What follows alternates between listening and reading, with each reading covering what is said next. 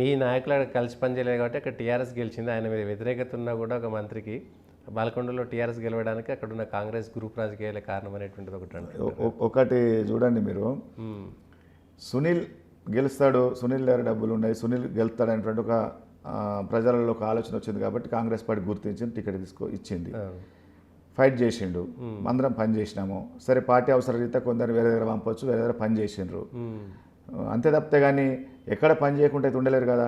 ఇప్పుడు అక్కడ పని చేయలేరు అనేది మీరు అనుకునేటటువంటి వ్యక్తులు వేరే బాధ్యతలు అప్పయ్యారు కాబట్టి వేరే దగ్గర చేసిండ్రు. అక్కడ ఓడిపోవడానికి ప్రధానమైనటువంటి కారణం డబ్బు.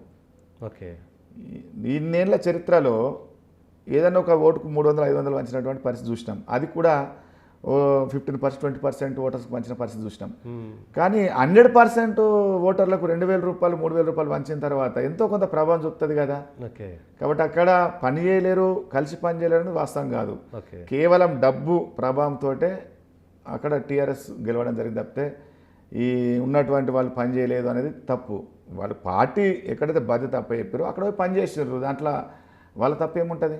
ఓకే, అంటే ప్రశాంత్ రెడ్డి గెలవడానికి డబ్బు కారణం తప్ప మీ ఐక్యత కాదు, డబ్బే అంతే.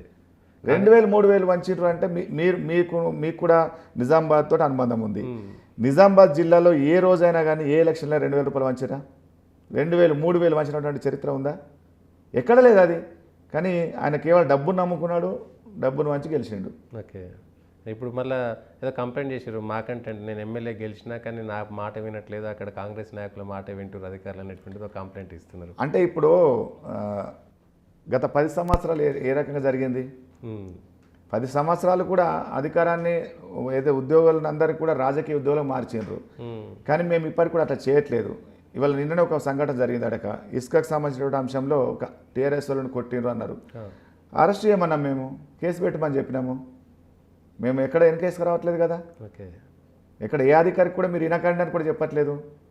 వాళ్ళు చేసిండ్రు కాబట్టి కాంగ్రెస్ కూడా ఇట్లా చేస్తారేమో అనుకుంటున్నారు, అంతే తప్ప ఇంకోటి కాదు. మీరు ప్రజాస్వామ్యయుతంగా పోతున్నారు 100%. టీఆర్ఎస్ బాటలో పోవట్లేదు 100%. Okay sir, all the best. Me seed corporation మీరు అనుకున్నటువంటి లక్ష్యాలను మీ టర్మ్ అయ్యే విధంగా చేరుకోవాలని మీకు ఆల్ ది బెస్ట్ చెప్తూ, ఇది తెలంగాణ సీడ్ కార్పొరేషన్ అనేటువంటిది ఖచ్చితంగా గతంలో ఏపీ సీడ్ కార్పొరేషన్కి ఏ విధంగా అయితే పేరు వచ్చిందో ఆ పేరు మేరకు ఆ విధంగా తన హయాంలోనే పనిచేసే విధంగా కృషి చేస్తానని అన్వేష్ రెడ్డి గారు